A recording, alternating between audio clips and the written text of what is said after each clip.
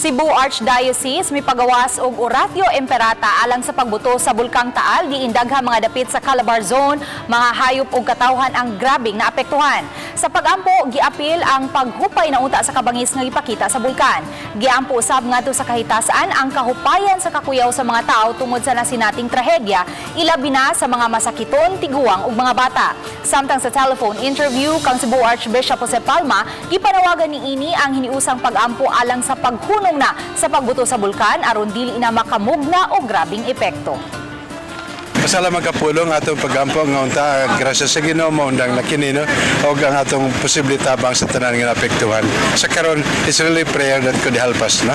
So prayer kita pagampo nga kining pagbuto sa sa bulkan maundang kay hadlok kita sa epekto niini no kun di maundang kining kalamidad.